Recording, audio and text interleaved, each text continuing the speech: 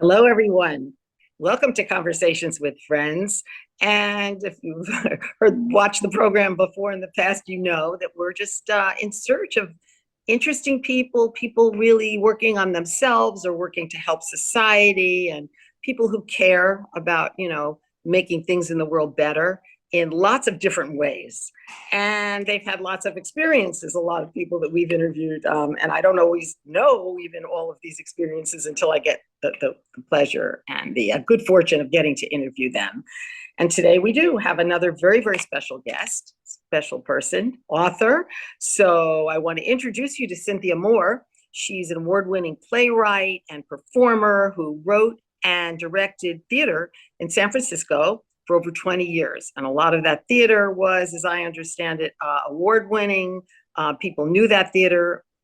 I'm going to ask for this. We could call it avant-garde, but maybe today it wouldn't be so avant-garde, way ahead of its time, kind of offbeat. And it's through this experience and many other experiences she's going to share with us that she began to know herself and understand her purpose in life and what she's all about. And she's written a book all about it. And the book is Dancing on Coals, a memoir of an overperformer. That is a cool title. It is so nice to meet you. It really is, Cynthia. I've been hearing about you, and my friend that is connected to you said you're just gonna vibe with each other.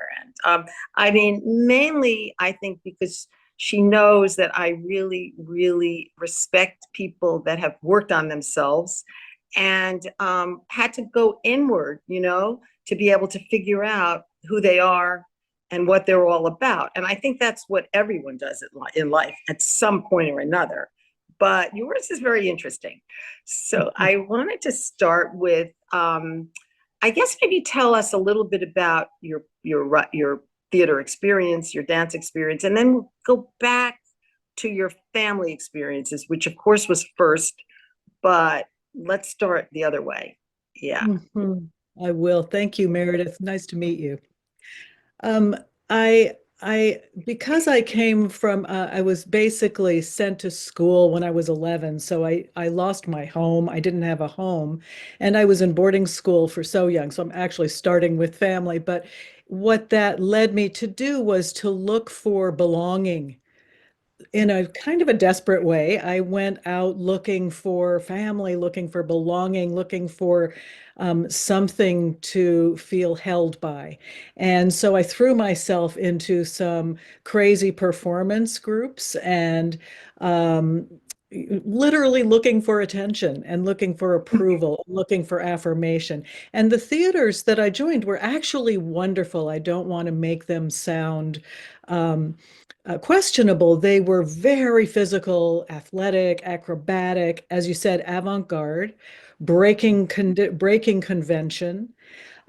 We were of the sort that the theater, the plays, the shows were more physical gesture and expression than lights and costumes and sets. It was called poor theater in those days in the But it was set. very, very popular then. It took off. And you traveled, as I was reading, and you had a lot of experiences with people. And there's a couple of interesting things that you say in the book, which is that you were trying very hard to be like the men. And it had to do with, there were a lot of male dancers, and you thought maybe they were better than you, right? And physically. Yeah. And you really worked hard to be like them, which later on you began to realize you had to be like yourself, and you had to be yourself. So I was just wondering, how did that happen? That you felt this way, that you wanted to be as good as they were, and you struggled with that, didn't you? I did. I longed for a standard of perfection that I could aspire to. And so I took ballet because in ballet you could aspire to a certain perfection. And I saw these male performers who were so strong and so powerful, and I aspired to that kind of perfection. And I actually got it. My director, who at first said I wasn't good enough and I had to work harder, finally said, "You're good enough to go to New York." So I got Oh, that. and I wasn't satisfied. It didn't fulfill me. There was something missing, and it was me. It was Was you, my own. well, was it you, or it was just some of the experiences you'd had previously, which I think maybe is the time now to bring it in, that your your family, though they were very successful people, they were overachievers or in some different ways, but you didn't get a lot of attention, and that's maybe why they sent you off to school, because they were so involved with themselves and their own lives. Your mother in one way, your father, I think they were divorced, but your father more with his career traveling all over the world. And so did that have to do with the fact that you needed this kind of attention that maybe you didn't get at home? Absolutely. Self-worth. I was looking for self-worth. But as you said, we look for it originally outside, right? We Mhm. start looking outside. Where can I find it? Will you give it to me? Will you give it to me? Will a critic give it to me? And uh, I even as I got better and more successful in my work, it wasn't the worth that I needed. It wasn't that connection with my internal self. Yeah. And Um, you said there's it a was, pivot where you start to realize, oh, I need to look inwards. I need to find something different. And it's almost like I think of it as the heroine's journey, the hero's journey. Mhm. The heroine's journey is one of sort of aspiring to that male success condition and then despairing because it's not actually what she needs. I'm finding that interesting because those were the years when women were just being able to do things, have careers. Before that, very few did that, right? Right. And so this was a whole new experience for women, and even the influence of their families on them. Women weren't going out and going to law school, becoming doctors. I mean, this was the start in those days, wasn't it? Right. Uh, I remember I was in college in the Midwest, and I was renting a room in a house with a group of women, and one was going to be a lawyer, and the other was a psychologist, and I was like amazed, that all these women, they were really pursuing these careers, because I didn't grow up thinking that I was going to have a career yet. Eventually I did, but I Yeah. wasn't, planning. I didn't really think about it at all. And so that this Right. you were there at a time, and I was too, where this shift was happening, a big change was happening. Right. I find it interesting though, because like you say, if you just pursue career and you just pursue fame or success, it's not going to go anywhere, is it? I mean, it's not going to be fulfilling, is it? I mean, Right. people think it will be, and something is off, right? I mean, that's the experience. Absolutely. Do you think a lot of people never figure that out until much later in life, when they're not feeling well, or they're not happy with their work, that yeah, it's really all about the inner self? It's what it's about. Definitely. Definitely. And connection with something, as a longtime meditator, connection with Mhm. something that's deeper, that really is a felt sense of true belonging that we Yeah. don't have when we're trying to belong to external circumstances. And actually, here's a funny story. When I was 10, I went into a Catholic church and I fell in love with the candles, the ritual. I said to my mother, "Can I be a Catholic?" And she said, "Over my dead body." Wow. Yeah. So I had this lifelong longing for something more mystical, for something more spiritual, and I finally was able to pivot and find that. Mm. But it took you some time, Took it me took some a time. lot of work and a lot of experiences that you had. And do you think, I mean, that is the way, in order to really, people would laugh in those years, say, oh, that person ran away because they're trying to find themselves. Are we all trying to find ourselves, but we don't even know it half the time? Right. And where do Yeah. you look? Right. Right. How do you look? And it's almost like you need to learn that, like somebody needs to be in your life to show you that. Yes. Mm, yeah. But I mean, there was one thing, theater, theater was, the way you explain it in your book, is that it did force you to confront yourself. Theater does that, doesn't it? It Theater, did. dance. I mean, maybe not dance as much, but theater does, doesn't it? It definitely does. And you inhabit all of these extreme states and non-ordinary states and what I call flow states. You, as an artist, you have to enter into a flow state. And I've come to realize because I pivoted to become a therapist after I left the theater, and I've come to realize that that flow state is actually the medicine for trauma. That Mm, that fight, flight, freeze is the trauma condition, and that flow, release, ease is mm, the parasympathetic nervous system kicking in, which is also what we get when we're having a mystical experience or a mm, spiritual experience. So that flow state was my first taste of, oh, there is actually a felt sense of being connected to something, mm. being It's guided. by something beyond the daily, I don't want to say the daily grind, but the daily work, the daily life, just getting things done, accomplishing things. It's a whole other experience. Now, Yeah. I mean, you talk about that you actually help develop a method of therapy, right? A Yeah. way of therapy, which has to do with this flow state. And Yes, so is that something that people, well, to me, I see that that's something that can happen through, I mean, a meditation practice, a spiritual practice, right? You might not call definitely. it something, but people would come to you because you decided you were at that point after you were done with the dancing, right? You were done with the acting, not with the writing though, and you were a great writer. Your writing is fantastic. It's so entertaining and yet and deep. But this flow state, do you have to learn that? I mean, if people go for therapy today, are they going to get that or not? Or I don't know.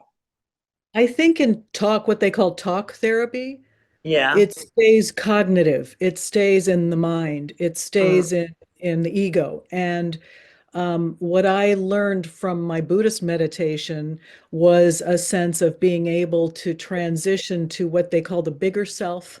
In Buddhism, they mm, call it the bigger self as opposed to the little self, which is the wounded self or the human, personal, psychological self. The mm, bigger self is what they call Buddha mind. We all have it. It's a more expansive, it's the flow state. And so when I work with clients, I'm working with both states, the little self, the traumatized, how does that feel in your body? Where do you notice it? What do you believe about yourself? And really, that has to be listened to and heard and embraced and welcomed. You mm. can't, for years, I tried to override that myself, and it doesn't work. But bringing in the bigger self and saying, okay, how does the bigger self relate to that wounded, small, hurting self? And often you have a kind of a self-holding or a self-soothing that starts to happen. And people, as Peter Levine says, they pendulate back and forth. And that pendulation between the big self and the little self is immensely healing. is it a continual journey though, isn't it? Because we have basically grown up with, as you're saying, the little self, right? Caught up Right.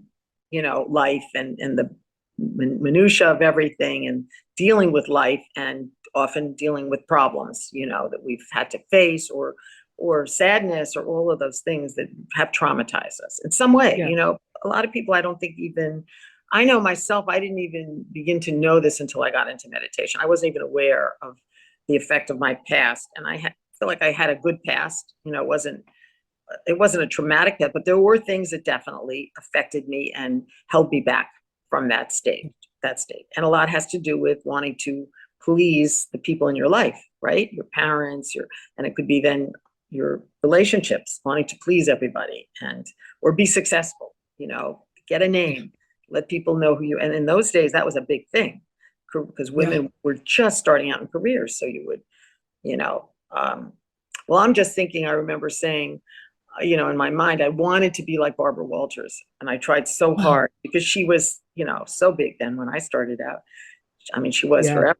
for that too, but I was trying to be like her, and Yes. when people complimented me and said, "Oh, you were just like Barbara Walters," because I asked some mean question, like I was mean on television or something, Oh, and I was proud. I was like, "Oh God, I'm getting to." It took a while before I realized you're not Barbara Walters. You're never going to be Barbara Walters, and you don't even want to be Barbara Walters. That was her right, life, and so right. we do that. We want things that are not really our true self, and we can't be Yes, low if we're trying to be like someone else. Some people are exactly. trying to make a lot of money like people they've seen, or have a lot of success, and in a way you have to forget all that, don't you? Give it Yeah, up in a way. absolutely. You have to forget about it, and some dream of recognition or some dream of having someone give you permission to be yourself, really. Isn't that what we're sort of looking for? Someone to say, you go ahead and be you. And it's like we're waiting for that stamp or that certification that gives us permission. And at a certain point, you just have to toss it all out and say, I'm going to do this whether you like it or not. Yeah, that's a Which is big actually that's what a Barbara big Walters. she did it, Yeah, she did it her way, right? But yeah, yeah, I remember getting the compliment that every once in a while I would be looking for those tough questions, and they were mean sometimes, but she yeah, could she could do it, and she did it in an amazing way, but that wasn't me. And so I think people need to look at themselves and go, who are they trying to be like, or who are they trying to please in their lives? Are you still right. back to trying to please a parent, Yeah, or a teacher even, yeah. that had an effect on your life? And so it's almost like you have to break through all of those desires in order to really be who you are, you Yeah, know? well, I think you have to embrace them because Mhm. the great thing about being in such a physical theater career for so long is that I'm very somatically attuned. So I work with clients a lot on what is the felt sense of when you want to be like Barbara Walters. What does that feel like in your body? What is that longing? What do you believe about yourself? And it's very kinesthetic.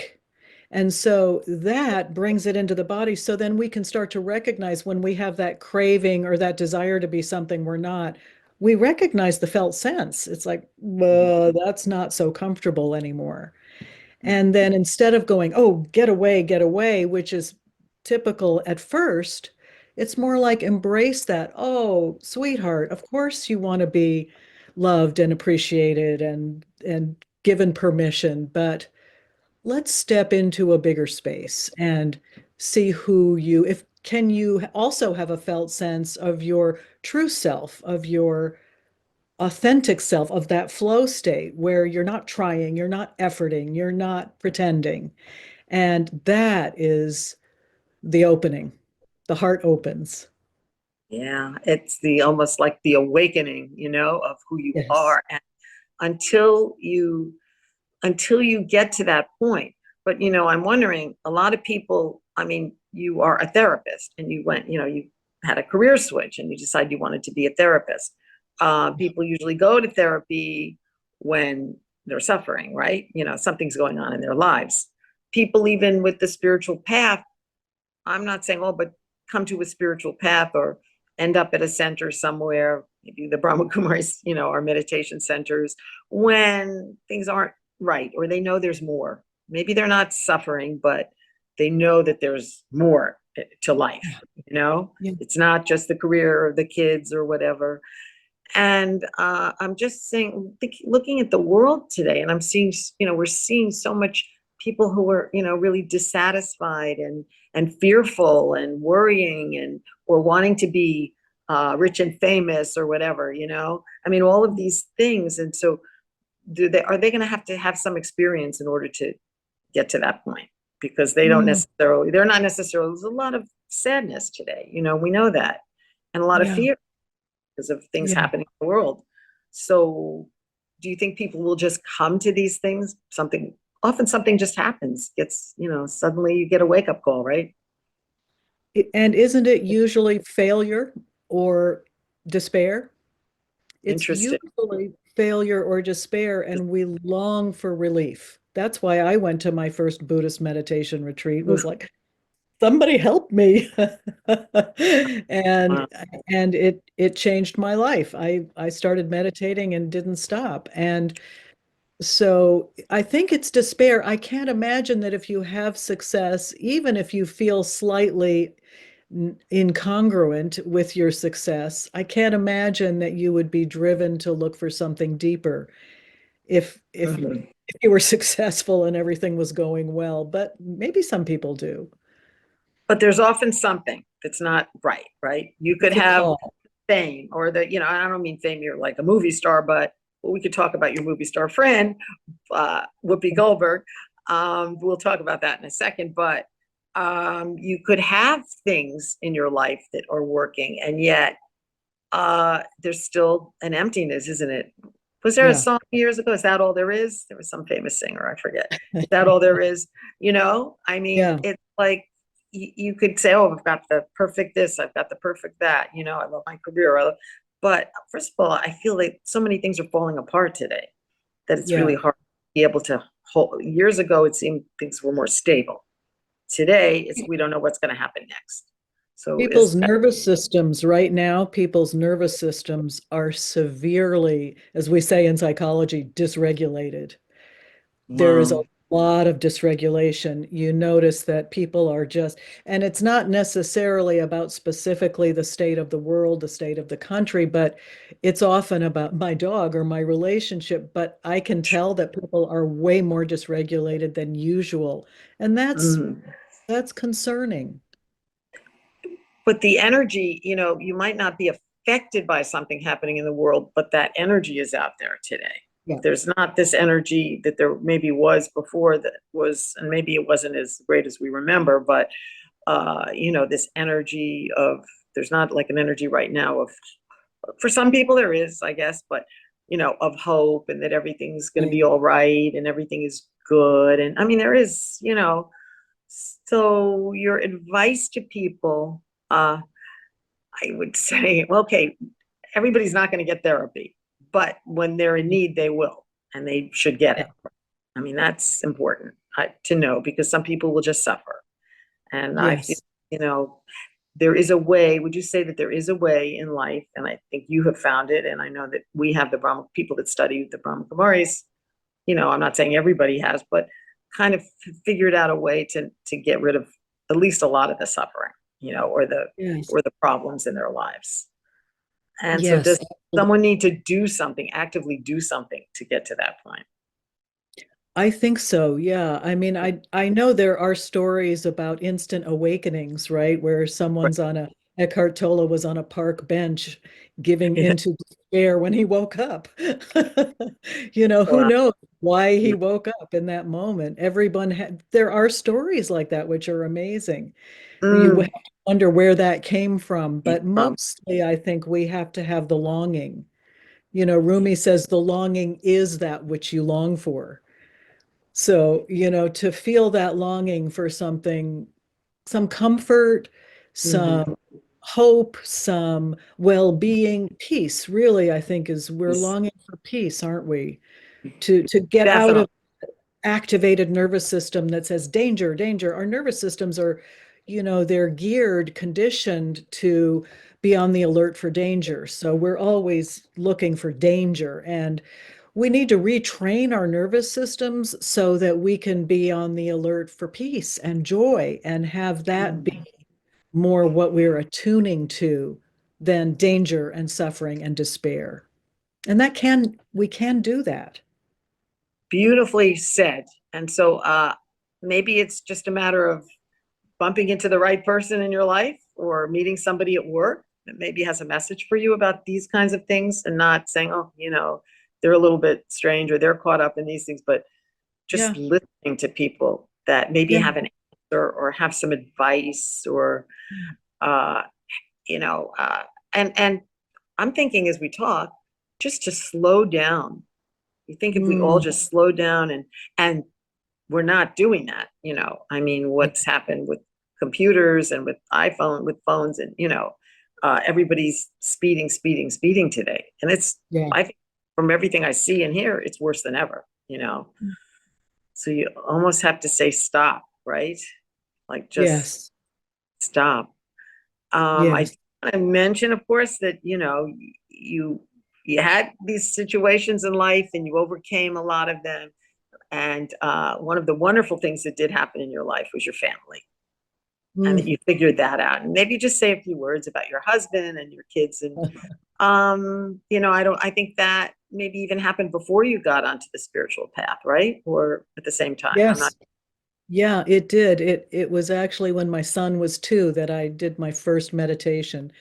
Mm, Um, my husband, it was very interesting because when I met him, I'm talking a lot about the nervous system, but as you can see, that's sort of it's my compass point, really. But mhm. my nervous system responded to this man because he's very calm and he's very present.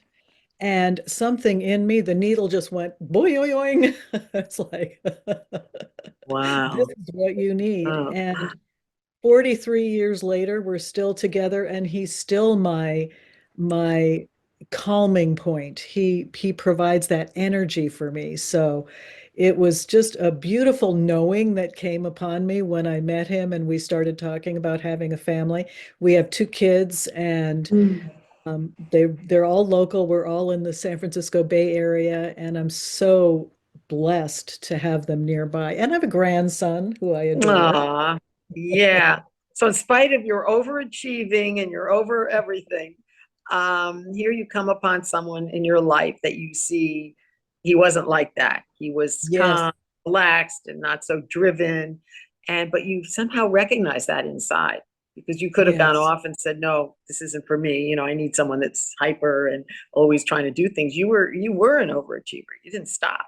According to the book, I mean, you were really very driven, Still weren't you? am.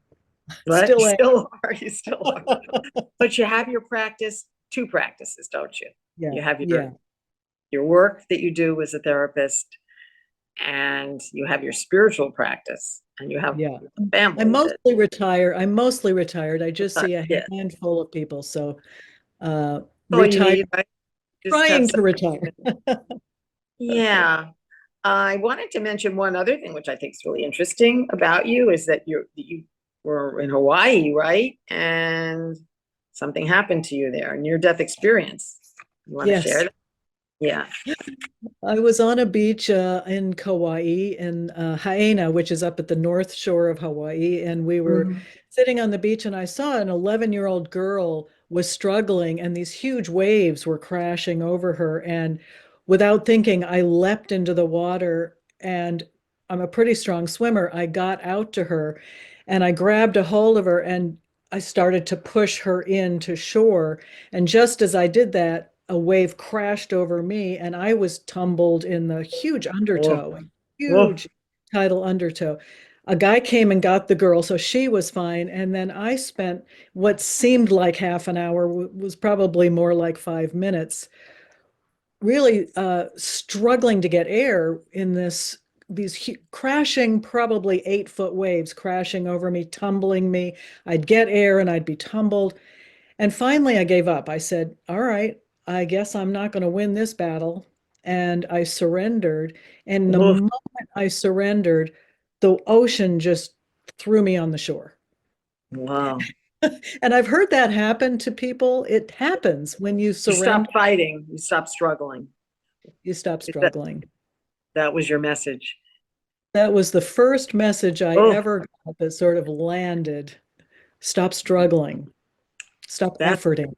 a good message, maybe for all of us, right? Even when we're on paths and we're working on ourselves to be happier and more peaceful, we can get so caught up. It's easy to just get Yes, caught in everything. And totally. so we have to just, when maybe it's awareness, isn't it? To be aware of what's going on. What are you doing to yourself? What is causing you some dis-ease, right? Or Yes. something. But I do notice, especially with a lot of young people who have been coming to our center and everything, that there is a shift. They're just searching, they're looking for answers. And uh, I met somebody a few weeks ago at an arts program in a hotel on South Beach, really impressive place that supports artists of all different programs and everything. And they do events there all the time. And it was a young guy, and I was talking to him about meditation. And I gave him, he asked me, he wanted to know more about it. And he already contacted me and said that I want to go to a meditation class. And so I was like, we had a few minutes of a talk, and he's going to go. He says he's going Friday night. So I think young people are much more open to that. I see that happening. They will, they'll seize the moment and think, you meet someone, you talk to someone, I'm going to go. They don't care necessarily how far it is, or if they have to drive at night, or, they just say yes. So I do see something with people that are younger, and maybe it's the times, maybe it's just, I don't know, something in the air today that more people are awakening. And I could talk with you all day, and I'm just trying to think if there's anything more. Oh, well, Whoopi Goldberg, we didn't mention how you know her, how you worked with her, how you became good friends with her. I just think it's interesting, like everybody else. What was your relationship with? We met Whoopi in San Diego. We were touring a show with the Blake Street Hawkeyes, and she was in the audience, and she came up to us and said, I've never seen anything like that. I want to join your company. And so she came back to Berkeley and moved in and joined our company. And our first show we did was called Tantrums. I think I have a picture of it. Let me see if I can. So she actually joined the company? Can you see that? Yeah, I can see that. Yes, that's her right there. Yeah. Wow. Amazing. She played my mother in Tantrums. Anyway, it was great. We had a couple of years with her, and then Alice Waters came to see her solo show in our studio and said, I want you for The Color Purple.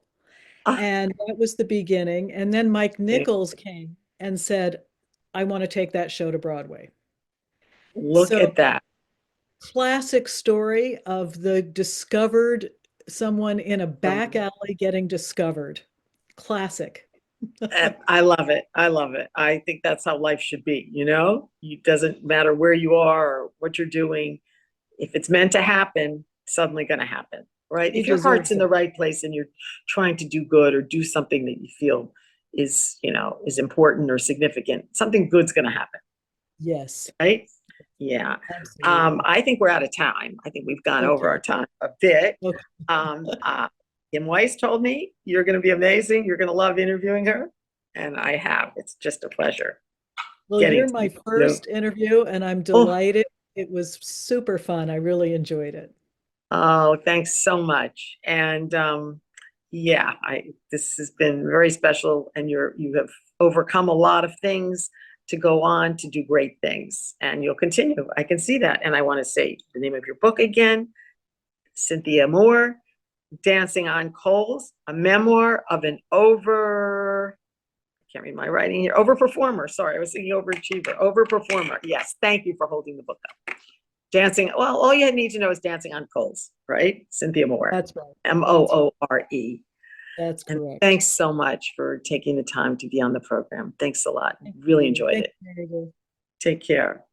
And thank you all for watching our program. And I love when I hear from people that just say, there's somebody that really influenced them or somebody that moved them, because those are the type of people that we look for.